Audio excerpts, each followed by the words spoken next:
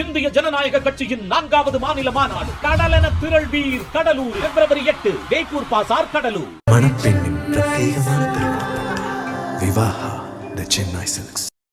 GT Holidays, South India's #1 travel brand. You know you are special when you're with GT Holidays. இளைஞர் அணியினுடைய தெற்கு மண்டல நிர்வாகிகள் சந்திப்பு மிகுந்த எழுச்சியோடு உற்சாகத்தோடு இங்கே நடைபெற்றுக் கொண்டிருக்கிறது.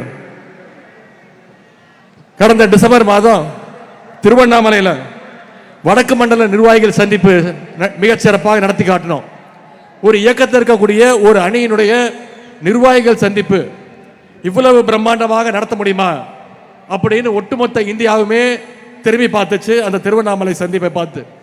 இன்னைக்கு அந்த சந்திப்பையும் ஓவர்டேக் பண்ற மாதிரி விருதுநகரில் தெற்கு மண்டல நிர்வாகிகள் சந்திப்பை நாம் நடத்தி காட்டி இருக்கின்றோம். இங்க இருக்கக்கூடிய நிர்வாகிகள் உங்களுடைய எழுச்சியையும் மகிழ்ச்சியையும் பார்க்கும்போது இது வெறும் நிர்வாகிகள் சந்திப்பா அல்ல வர இருக்கக்கூடிய தேர்தலுடைய வெற்றி மாநாடுன்னு சொல்ற அளவுக்கு மிகுந்த எழுச்சியோடு நீங்க கலந்து கொண்டிருக்கிறீங்க. பாசத்திற்கும் வீரத்திற்கும் பேர் போன தென் மண்டலத்தில் இருக்கக்கூடிய 10 மாவட்டங்களிலிருந்து 58 தொகுதியிலிருந்து 1 லட்சம் நிர்வாகிகள் வருகை தந்திருக்கிறீங்க. வந்திருக்கக்கூடிய அந்த 1 லட்சம் இளைஞர் படைய நிர்வாகிகளை உங்களுடைய சகோதரனாக உங்களுடைய டீம்மேட்டாக வருக வருக என வரவேற்கின்றேன். இப்படி தொடர்ந்து நிர்வாகிகள் சந்திப்பை நடத்துவதற்கு அனுமதி கொடுத்த கழக தலைவர் அவர்களுக்கும் தலைமை கழகத்திற்கும் என்னுடைய நன்றியை நான் தெரிவிச்சுக்கிறேன். இந்த நிர்வாகிகள் சந்திப்பு இவ்வளவு சிறப்பாக நடப்பதற்கு 2 பேர் மிக மிக முக்கிய காரணம். ஒருவர் தமிழ்நாட்டு மக்களுக்கு பட்டா கொடுக்கிறவர், இன்னொருத்தர் தமிழ்நாட்டு மக்களுக்கு நிதியை கொடுக்கிறவர். அவங்க 2 பேருக்கும் நன்றி. இந்த சந்திப்புக்கான பணிகளை மிகச்சிறப்பாக ஏற்பாடு செஞ்ச மாண்புமிகு அமைச்சர் அண்ணன் KKS ராமச்சந்திரன் அவர்களுக்கும் மாண்புமிகு அமைச்சர் அண்ணன் திரு தங்கம் தென்னரசு அவர்களுக்கும் என்னுடைய நன்றி. அதே போல இளைஞரணி நிர்வாகிகள் எல்லாம் ஒருங்கிணைச்சு அழைச்சிட்டு வந்திருக்கக்கூடிய மாண்புமிகு அமைச்சர் பெருமக்கள், மாவட்ட கழக செயலாளர்கள், சட்டமன்ற நாடாளுமன்ற உறுப்பினர்கள், இளைஞரணியினுடைய மாநில துணை செயலாளர்கள், மாவட்ட அமைப்பாளர்கள், துணை அமைப்பாளர்கள், உள்ளாட்சி அமைப்பு பிரதிநிதிகள், உங்க அத்தனை பேருக்கும் மீண்டும் என்னுடைய நன்றியை நான் தெரிவிச்சுக்கிறேன். இந்த விருதுநகர் மாவட்டம் சாதாரண மாவட்டம் கிடையாது. ஆங்கில ஆதிக்கத்தை எதிர்த்து போராடின மருது சகோதரர்களை தந்த மண் இந்த விருதுநகர். எளிமையின் சிகரம் பெருந்தலைவர் காமராஜர் தமிழ்நாட்டுக்கு தமிழ்நாடுன்னு பெயர் சுட்டோன்னு போராடிய மொழிப்போர் தியாகி சங்கரலிங்கனார் திராவிட இயக்க கொள்கைகளை சமரசம் இல்லாம மக்கள்கிட்ட கொண்டு போய் சேர்த்த வாலிப பெரியார் திரு AVP ஆசை தம்பி, கலைஞருடைய தென்னக தளபதி ஐயா வே தங்கபாண்டியன், இப்படி கழகத்திற்காக உழைத்த ஏராளமான செயல் வீரர்களை கொடுத்த மாவட்டம் இந்த விருதுநகர் மாவட்டம். மறைந்த முன்னாள் மாவட்ட செயலாளர் முன்னாள் அமைச்சர் ஐயா தங்கபாண்டியன் அவர்களுக்கும் எங்களுடைய இளைஞரணிக்கும் மிக நெருங்கிய ஒரு தொடர்பு உண்டு, சம்பந்தம் உண்டு. நம்முடைய கழக தலைவர் இளைஞரணியுடைய செயலாளராக இருக்கும்பொழுது இளைஞரணியை உற்சாகப்படுத்தணும், அதிகமாக வேலை வாங்கணும்னு இளைஞரணியை வளர்ப்பதற்கு துணை நிற்பதற்கு எப்பொழுதுமே இளைஞரணிக்கு அதிக முக்கியத்துவம் கொடுத்தவர் தான் ஐயா தங்கபாண்டியன் அவர்கள். அதனால் கலைஞர் அவர்கள் ஐயா தங்கபாண்டியன் அவர்களை அடிக்கடி கேட்டிருக்கிறார், என்ன தங்கபாண்டியன் நீ கலைஞரணியா இல்ல இளைஞரணியான்னு அடிக்கடி கேட்டது உண்டு. அப்படிப்பட்ட தங்கபாண்டியன் அவருடைய வழியில அவருடைய மகன், அவருடைய கொள்கை வாரிசு அண்ணன் தங்கம் தென்னரசு அவர்களும் இன்னைக்கு எங்களுடைய இளைஞரணிக்கு பக்கபலமா இந்த நிகழ்ச்சியை நடத்தி காட்டுகிறார். ஆகவே அந்த பெருமையோடும் உணர்வோடும் இந்த மேடையிலே நான் நின்று கொண்டிருக்கின்றேன். இந்தியாவிலேயே ஒரு கட்சியுடைய இளைஞரணிக்கு 5 லட்சம் நிர்வாகிகளும் 50 லட்சம் உறுப்பினர்கள் கொண்ட ஒரே இயக்கம் நம்முடைய திராவிட முன்னேற்ற கழகம் என்ற பெருமை நம்முடைய இயக்கத்திற்கு மட்டும்தான் உண்டு. இங்கே அண்ணன் திருச்சி சிவா அவர்கள் பேசும்பொழுது இளைஞரணியை ராணுவத்தோடு ஒப்பிட்டு பேசினார். ஒரு ராணுவத்திற்கு 2 விஷயம் மிக மிக முக்கியம். ஒன்று ஆர்கனைசேஷனல் ஸ்ட்ரென்த், அதாவது அடிப்படை நிர்வாக ரீதியான கட்டமைப்பு பலம். 2வது ஒபீடியன்ஸ், தங்களுடைய தலைவர் என்ன சொல்றாரோ அதை கட்டளையோடு கட்டுப்பாட்டோடு களத்தில் இறங்கி செஞ்சு காட்டுவது. கழகத்துடைய இளைஞரணிக்கோ இது ரெண்டு தான் மிக மிக முக்கியமான பலம், முக்கியமான ஸ்ட்ரென்த். மாநிலம், மாவட்டம், ஒன்றியம் முதல் பூத் வரைக்கும் இன்னைக்கு நிர்வாகிகள் கொண்ட ஒரு வலுவான அமைப்பு பலம் நம்முடைய இளைஞரணிக்கு உண்டு. அதே மாதிரி கழக தலைவர் அவர்கள் சொல்ற எந்த விஷயத்தையும் உடனடியாக களத்தில் இறங்கி செஞ்சு முடிக்கிற சாமர்த்தியமும் நம்முடைய இளைஞரணிக்கு உண்டு. உதாரணத்துக்கு கடந்த 6 ஆண்டுகளை மட்டும் நீர்நிலைகளை தூர்வாடுறது, பொய்ப்பட்டி நிகழ்ச்சி மூலம் கழகத்துக்கு எதிரான அவதூறுகளுக்கு பதில் சொல்வது, சிறுபான்மையினர் நலன் காக்க சிஏஏ என்ஆர்சி சட்டத்திற்கு எதிர்த்தது, கொரோனா காலத்தில் மக்களுக்காக ஹெல்ப்லைன் துவங்கினது, மாணவர்களுடைய கல்வி உரிமை காக்க நீட் ஒழிப்பு உண்ணாவிரதம், தொகுதிதோறும் கலைஞர் நூலகங்கள், தொகுதிதோறும் பயிற்சி பாசறை கூட்டங்கள், 200க்கும் அதிகமான இளம் பேச்சாளர்கள் தேர்வு, வாசிப்பை மேம்படுத்த முத்தமிழறிஞர் பதிப்பகம், கழக வரலாற்றை எடுத்து சொல்ல முரசொலியில பாசறை பக்கம், கொள்கை உணர்வை ஊட்ட அறிவு திருவிழா, இப்படி கழக பணி, மக்கள் பணின்னு பல்வேறு முன்னெடுப்புகளை நம்முடைய இளைஞரணி செஞ்சு இன்னைக்கு தமிழ்நாட்டு மக்களுக்கு ஒரு பாதுகாப்பாக இருப்பது நம்முடைய இளைஞரணி. ஆனா எந்த அமைப்பு பலமும் இல்லாம, எந்தவித கட்டுப்பாடும் இல்லாம, கொள்கைனா என்ன, லட்சியம்னா என்னன்னு எதுவுமே தெரியாம வெற்று கூச்சல் போடுகின்ற ஒரு கூட்டம் இன்னைக்கு தமிழ்நாட்டில் சுத்திக்கிட்டு இருக்கு. அவங்களால தமிழ்நாட்டுக்கு எந்த வித பயனும் கிடையாது.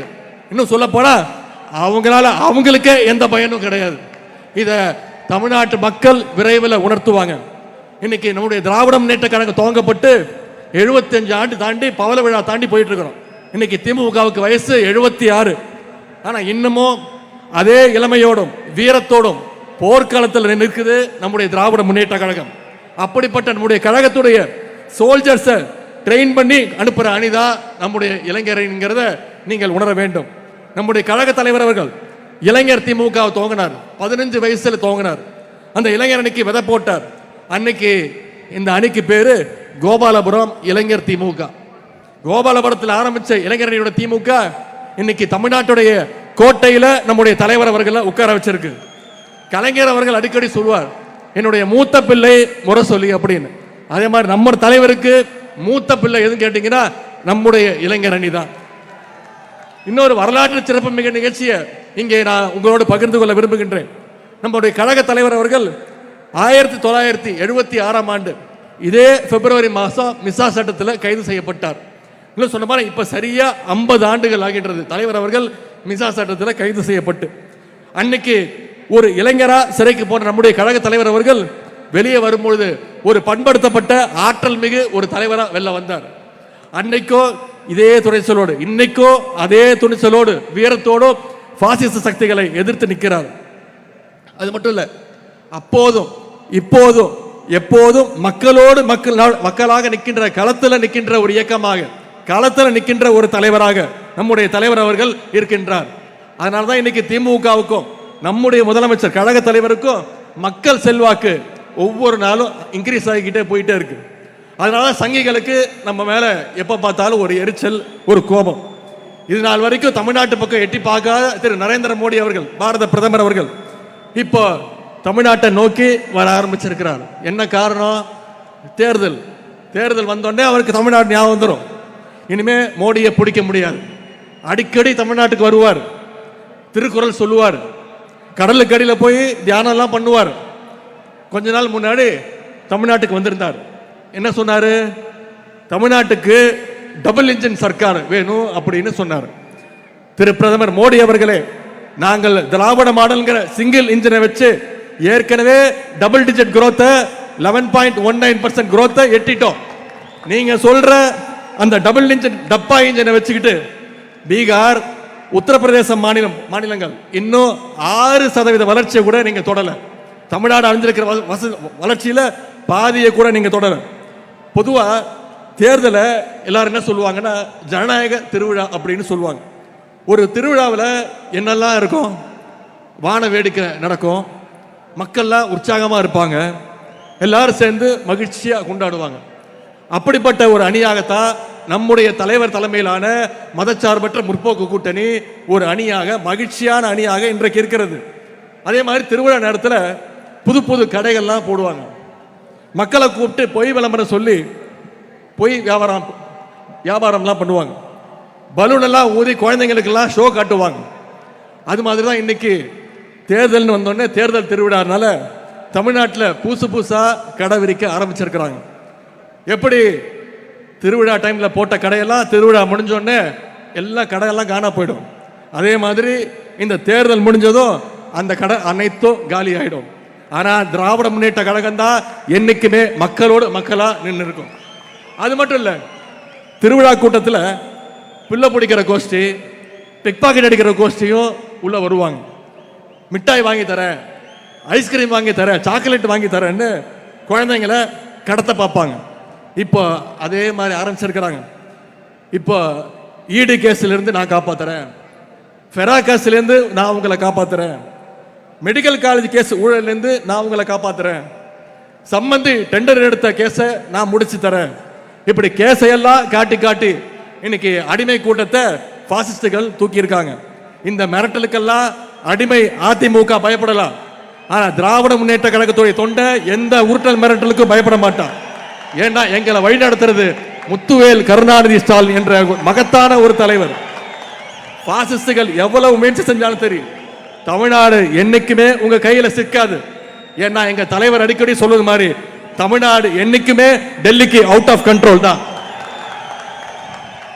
சமீபத்தில் ஒன்றிய அரசு பட்ஜெட் தாக்கல் பண்ணாங்க. வழக்கம் போல தமிழ்நாட்டுக்கு எந்த திட்டத்தையும் தரல.